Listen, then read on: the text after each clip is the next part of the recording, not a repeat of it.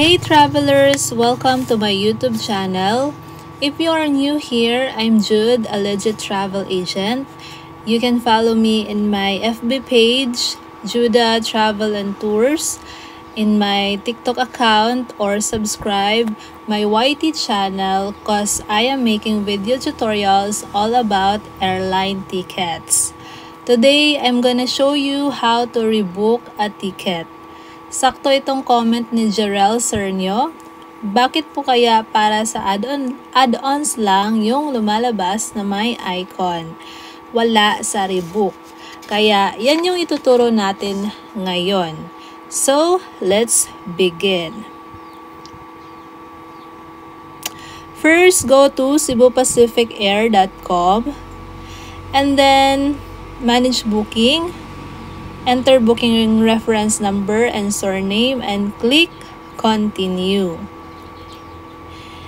And then just click buy add-ons, rebook or cancel for travel fund. Scroll down, as you can see, add-ons lang dito yung prepaid baggage, seat selector, at yung meal, travel insurance. Wala po yung icon na change flight. Pinapakita ko lang dito yung itsura kapag nag-manage booking ka na walang change flight na icon. And I will manage a different booking.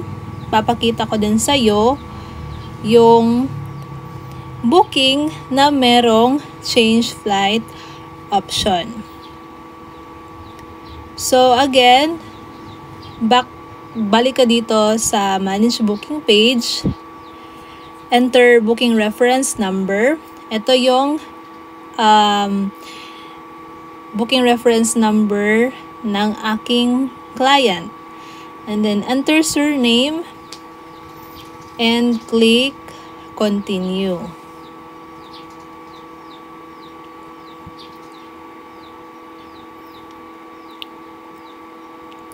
And then, click buy add-ons, rebook.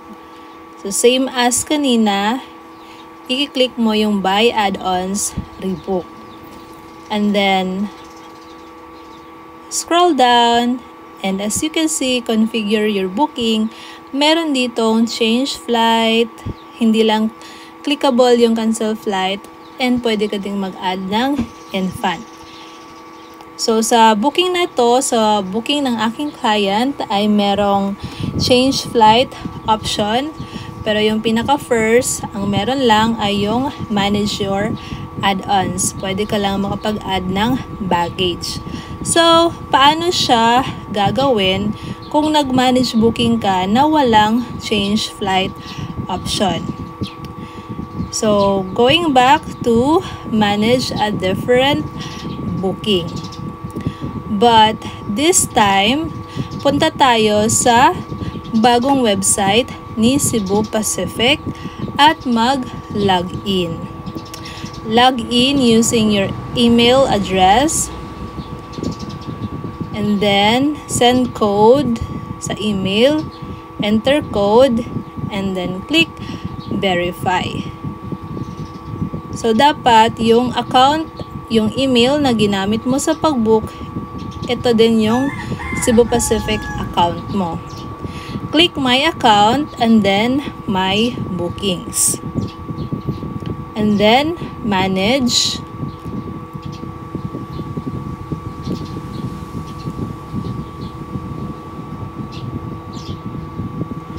And scroll down.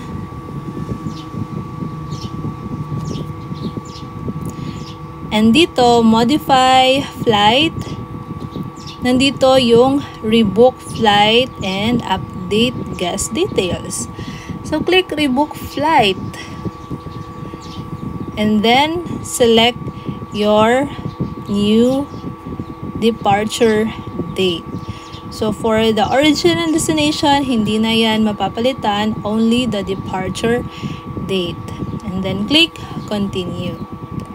So, kapag hindi mo makita yung rebook option or yung change flight option sa maybe nakapag manage booking ka sa old website ni Cebu Pacific.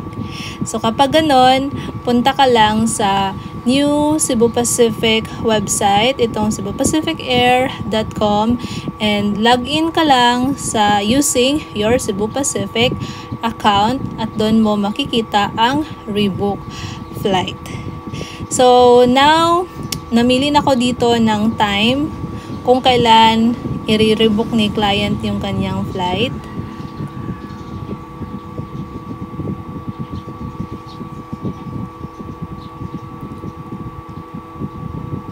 And gusto pa niyang mag-add ng baggage, kaya ginawa ko na lang lahat dito ay select save baggage.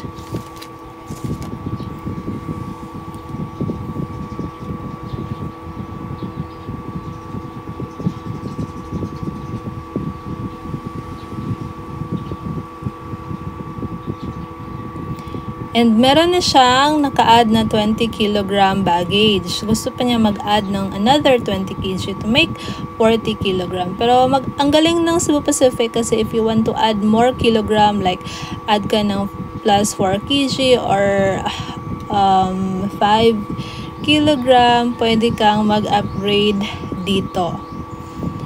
But hindi naman ako mag-a-add ng more weight. So dito ako sa add baggage button na 20 kg para 40 kg yung madala ni client.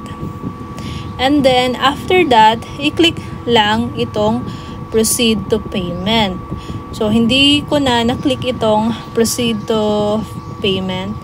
Alam niyo naman siguro kung paano magbayad. You can pay using your debit or credit card or GCash and other payment method. So marami naman akong tutorial dyan kung paano magbayad. Kasi dito sa video na to, hanggang dito lang ako. Hindi ako nakapag-record para sa payment. Ayan lang siya. Kung hindi ninyo makikita yung rebook or change flight option, ang gagawin nyo lang ay mag-login sa iyong Cebu Pacific account sa cebupacificair.com at doon nyo po siya makikita.